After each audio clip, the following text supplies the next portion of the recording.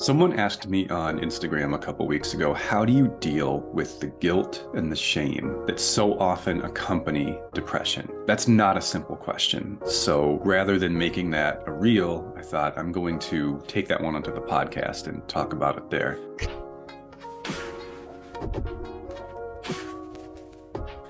I don't necessarily have one single answer to this question. There's not one single tool that I can teach you that's going to simply eradicate or erase all of your guilt and all of your shame.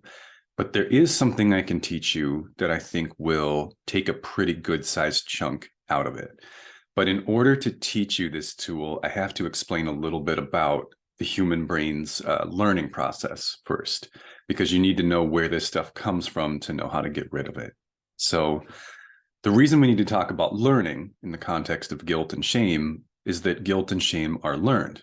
These are feelings that come from thoughts or beliefs that we internalize. Sometimes we internalize these things because other people have said them to us. Sometimes we internalize them because we overinterpret certain experiences while underinterpreting other experiences. Sometimes we internalize them because we repeat a message to ourselves in our heads over and over and over again. And things like depression and anxiety certainly make it easier to do that.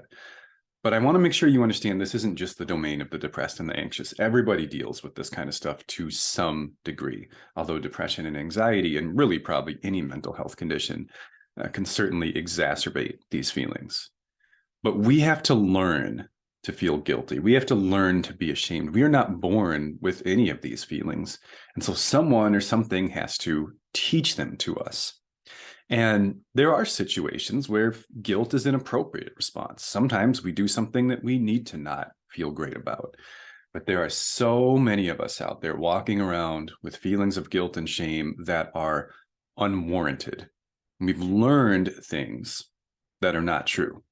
And we have feelings based on this knowledge. For those of you on the podcast, that knowledge was in air quotes because we can learn anything, whether it's true or not. So many of these feelings are based on that knowledge, even when it is not true or correct. Our brains can lie to us. Our brains can repeat and record messages that have no basis in reality. So here's how we learn.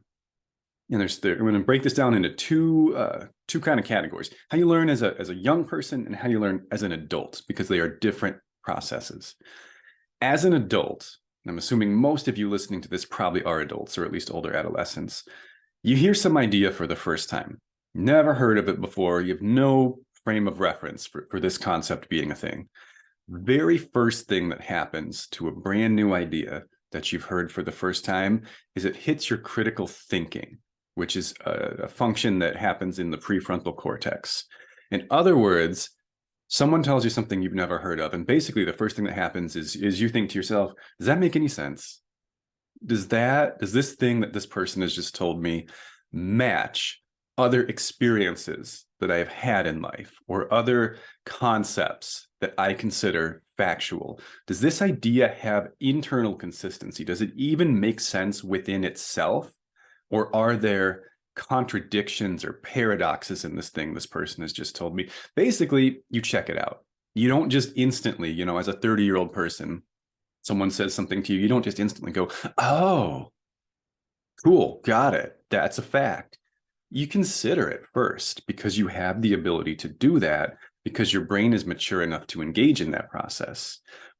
When you're a kid, you don't have critical thinking, not really anyway. You have a little bitty shred of that. You don't really have the neurological maturity to assess whether something someone has said to you makes sense or not, or is true, or is valid, or is legitimate. So pretty much anything that people say to you when you're young, and when I say to you, I'm using this term very generally, right? So this could literally be someone saying like, you are worthless, but it doesn't have to be. We also learn by the way we're treated, right? So if someone treats us like we're worthless or stupid or ugly or whatever it may be, they don't ever have to say those words to us. like you may have never actually heard whatever your most limiting belief is, whatever your most painful source of guilt or shame is deep down inside, you may have never actually heard those words spoken to you. That could simply be your interpretation of how people treated you. They don't have to say it to teach it to us. But when you're a kid, you don't have that filter of critical thinking. Everything gets in. And we don't have the ability to put the brakes on and say, does that make any sense at all? Did I really deserve to be treated that way? Was it fair that he said that to me? We don't know how to do that. Our brains do not have the capacity to do that. So we soak everything up and it all gets in, good and bad. It all gets in. And a lot of the times, it depends on what our environments were growing up, what was our family of origin like, what was our friend group like, what school did we go to. That's kind of what determines what we take in. Like that's why kids can, if any of you listening have like spent a lot of time around younger kids, you can say some really goofy stuff to them, and they don't realize you're kidding. You can tell them that like you invented cheese or something, and they're like, oh my gosh, like tell me more about that. Like, how did you invent cheese? They don't have the mental capacity or the life experience to realize like, oh, that doesn't really make sense. This person is being sarcastic. This person is kidding. And we're supposed to work this way. Like this is how we learn, because our lives are very complicated. And so the flip side to this is, once something is considered to be knowledge to your brain, which again, when you're a younger person, doesn't take very long for this person or not for this person, for this idea to basically get past the barrier of your critical thinking and get encoded into your brain as factual, known piece of information. Once it gets in there, we stop fact checking it. So think about, okay, the fact that I'm speaking to you right now, I don't know how many words I've said right now. I probably said like 1,000 words, right? I don't have to fact check every single word that I'm saying. I don't have to engage my critical thinking brain for every sentence that I'm saying to you and make sure it's the correct sentence and that it makes sense. Because these are things I've said many times before. These are things I've learned in my life. If you had to double check like every single word you say in your brain, or every single action that you'd take, like reaching for a pen on the table, if you had to engage critical thinking about that and think, is that really how is that even a pen?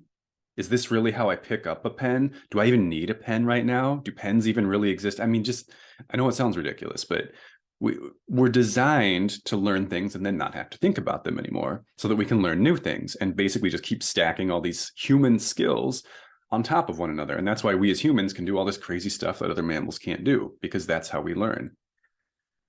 But that has a downside, because that means anything that we think we have learned through, and we learn simply through repetition, right? So the more times you're exposed to some certain idea, the more times you hear something or feel something or think something, the more your brain says that's real.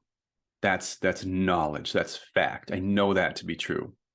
When our brains are young, we substitute repetition for validity, because we don't know how to assess validity yet. So we use repetition as a proxy. So the more you hear something, the more true it feels. And that is how we're designed to work. That's not a symptom, of depression or anxiety. That's not a fault or a flaw that you have. That's how we're built. That's how we're made. And sometimes it's a beautiful, wonderful thing, and sometimes not so much. So as adults, then, every one of us, every last one of us, is walking around with some bad ideas in our heads, because none of us have had a perfect childhood. Some of us certainly have had more imperfect childhoods than others, right? But it's not a competition. All of us have some bad intel in our brains, some very wrong ideas about ourselves or other people or the world in general. And they influence us. They influence how we feel and how we think. And we don't think to reassess them. We don't think to fact check them any more than you occasionally go back to the color spectrum, for example, and look at all the colors and be like, is that red? Is that really green? Is that really blue? Or has someone lied to me? Like, we don't do that. We consider it knowledge, and we use that knowledge to inform our life and our functioning. But you also do that with knowledge, air quotes again, about yourself. So let me give you an example. Actually, before I give you the example, one last thing I want to say. The skill I'm going to teach you today is essentially a tool to take something that you've learned through repetition that is encoded into your brain at such a deep level that you don't question it anymore.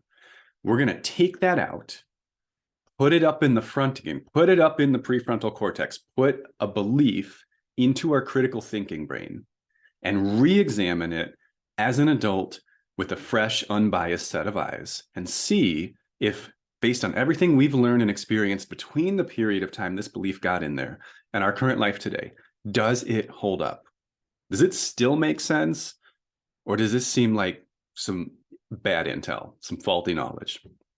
I'm going to use myself as an example for two reasons. One is I'm the only person here.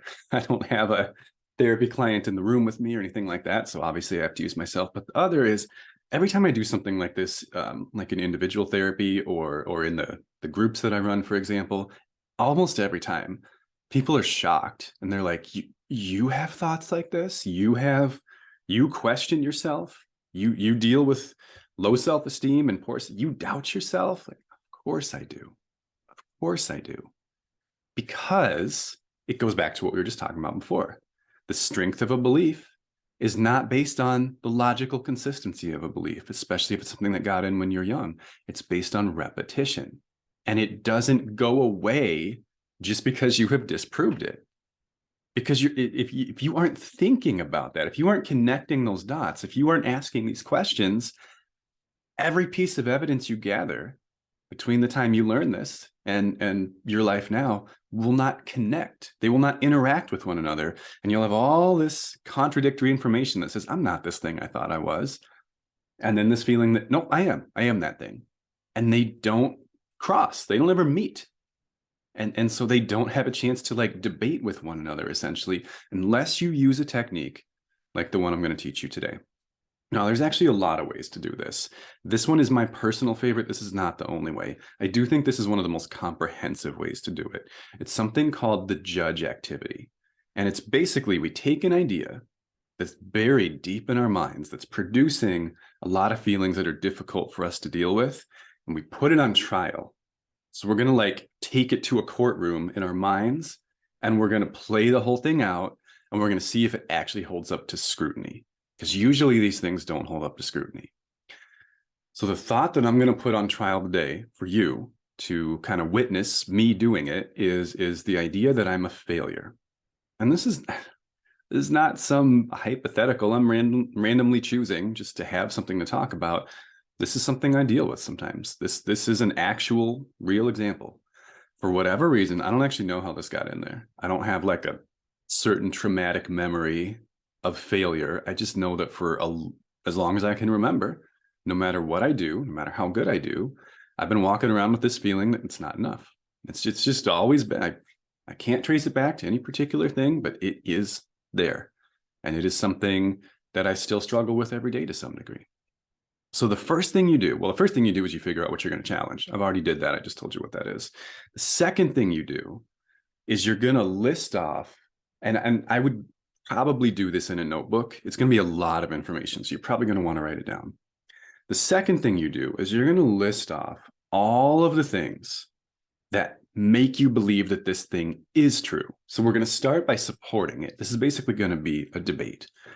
So I'm a failure. What helps me believe that? What data or experiences or memories do I have that strengthen that belief for me? Well, I haven't opened my own practice. That's something I always kind of wanted to do as a psychologist, is also be a business owner, own my own practice. I've not done that. I'm an employee. Sometimes that kind of makes me feel like a failure. There's people who make way more money than me, like way more. magnitudes, exponentially more money than me. So financially, there are people who make more in a day than I make in a year. I kind of always pictured myself having like a big family. And for various reasons, my wife and I, at least as of right now, are only able to have 2 children. And although I love them very much and appreciate them, sometimes I see people with bigger families, 3, 4, 5 kids, and it makes me feel like I'm not doing enough. Like I wasn't able to have or raise more kids. That can kind of make me feel like a failure sometimes. Turning it over to social media, the podcast. What I haven't checked recently. I think I have about 12,000 followers on Instagram. This podcast, as of right now, gets about 3 to 350, like 300 to 350 listeners per episode. And again, although I'm grateful for each and every one of those people, I also know, like, big picture wise, those are small numbers. There's people with millions of followers, millions of listens on their I was going to say their Spotify, their podcast recording platform of choice, whatever that may be. There's people with millions of YouTube subscribers. I have 250. There's probably people that help way more people than I do. So every single domain that I'm assessing myself on is a continuum, right? And on every single continuum, there's people that are so far beyond me that I can't even see them. And in every possible domain, there's people who are in way better shape than me.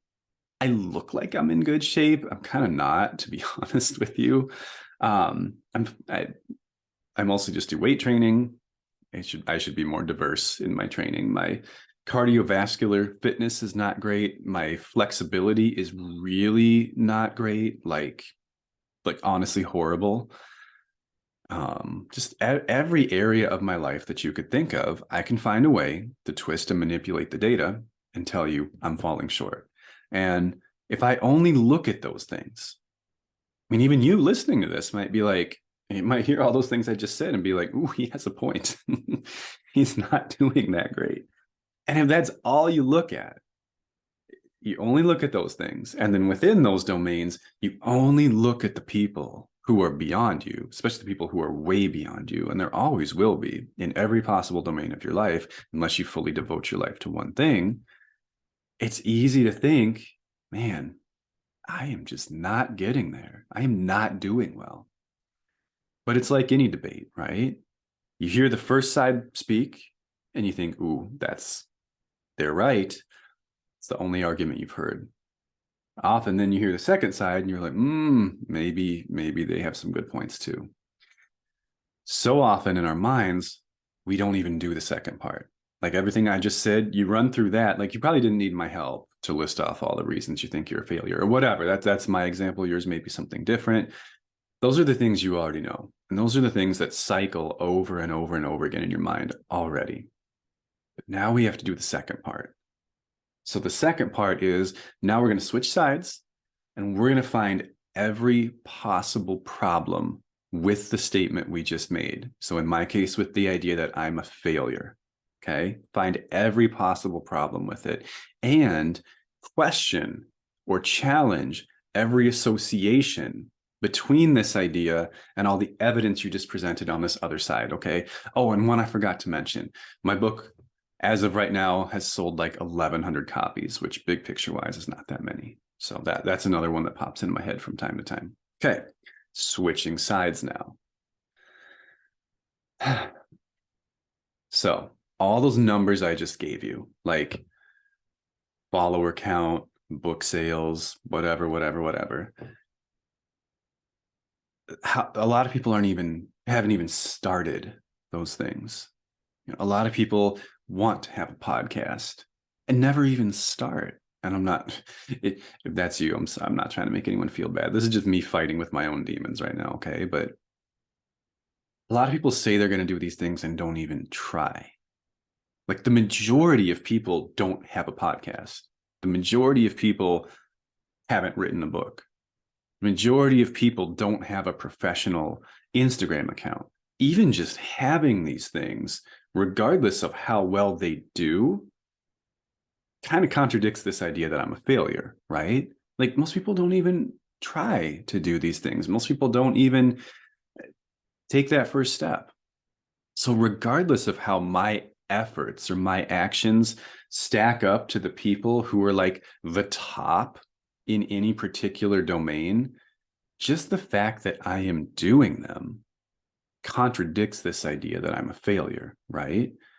So yeah, is selling 1,100 copies of a book, does that make me a world-renowned author, a New York Times bestseller? No, not even close to it. Does it make me a failure? Absolutely not. If you really think about it, if you really look at this other side, is that not just an utterly ridiculous idea?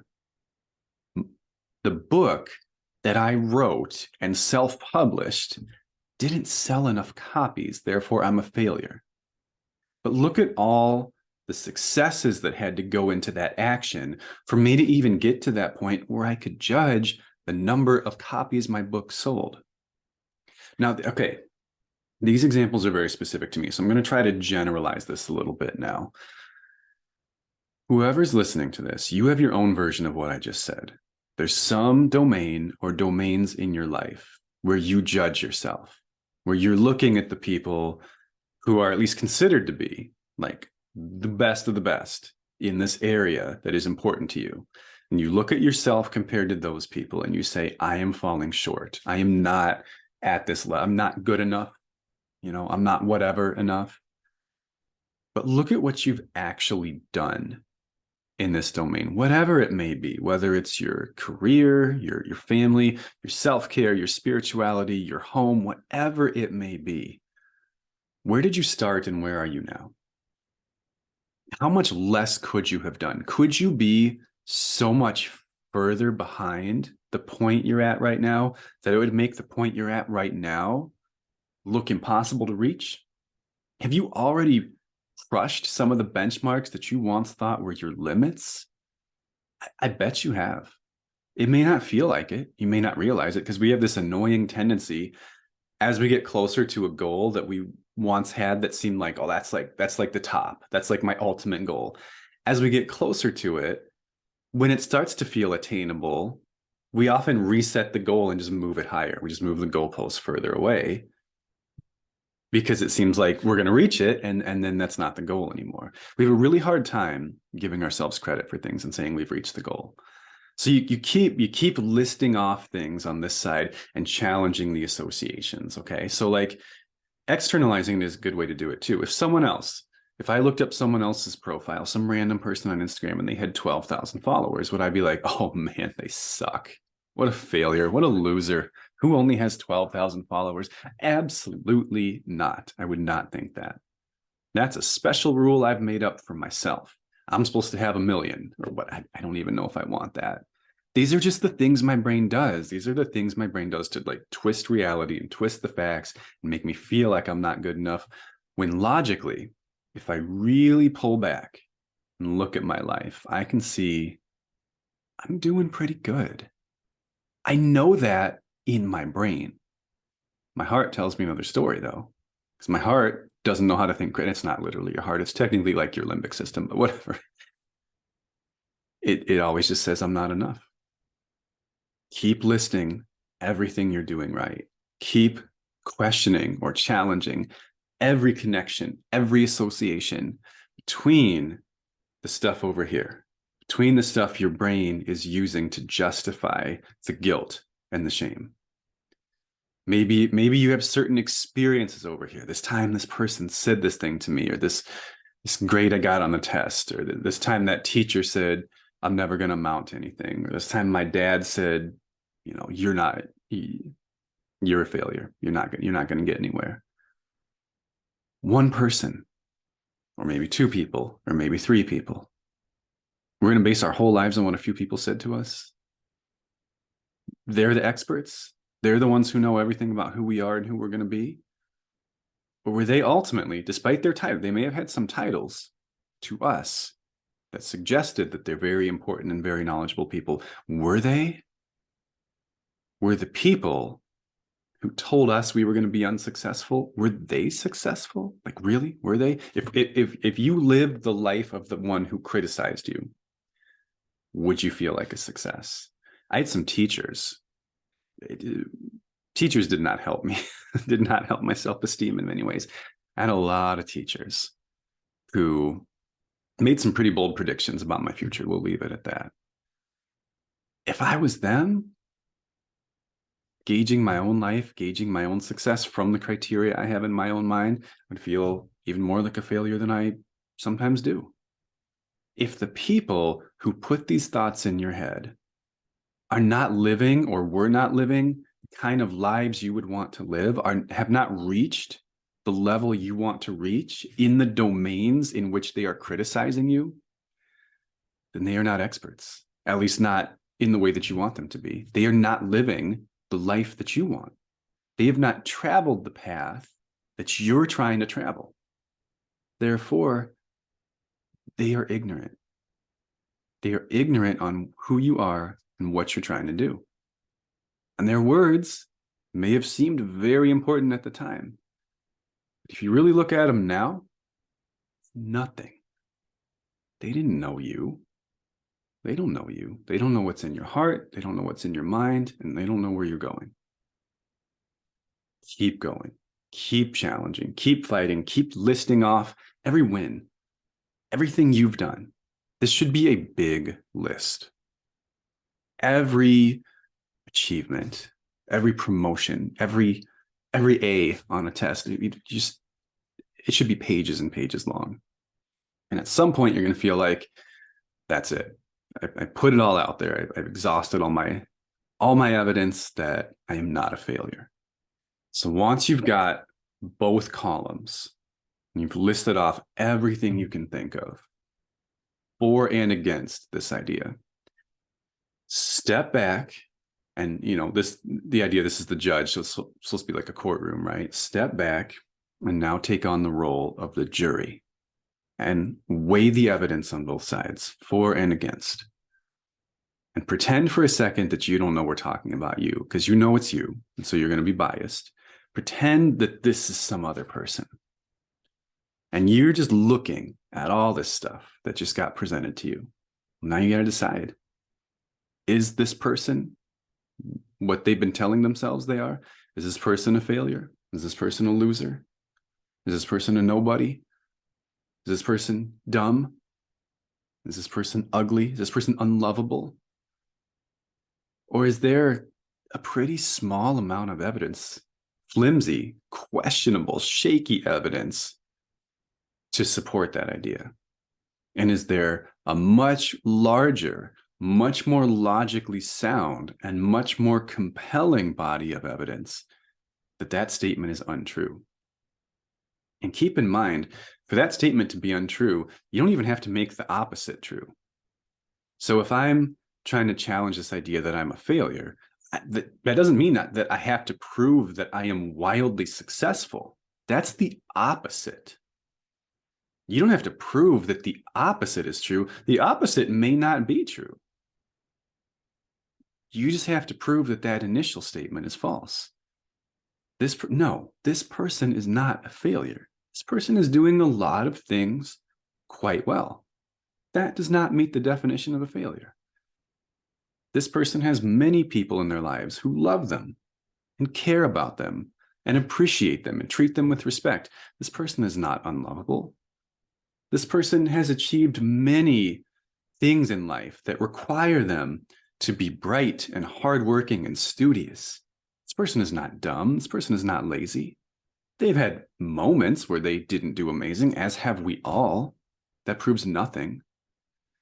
So you don't have to prove that the opposite is true. That's a whole nother court date for a whole nother day.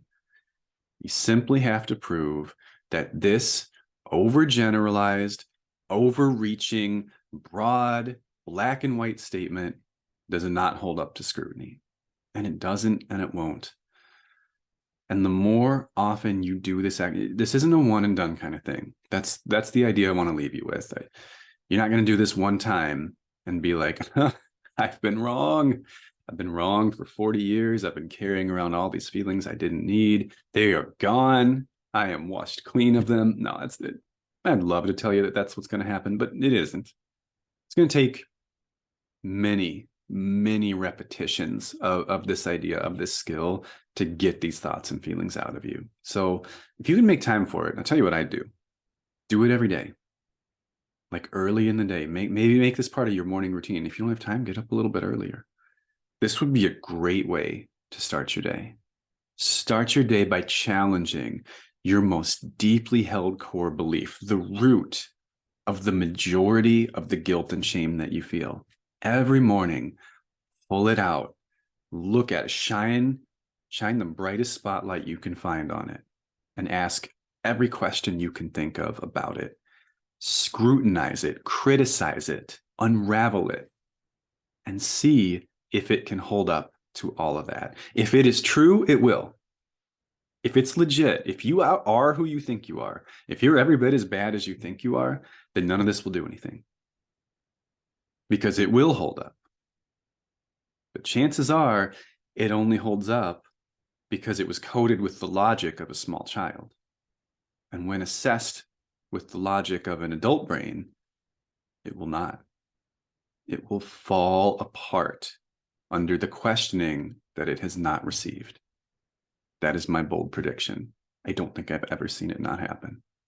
So do it again and again and again until you feel the foundation of your guilt and your shame start to dissolve. And then keep doing it some more until it is gone or close to gone. And that is how I deal with my guilt and shame. I hope that was helpful. See you next time.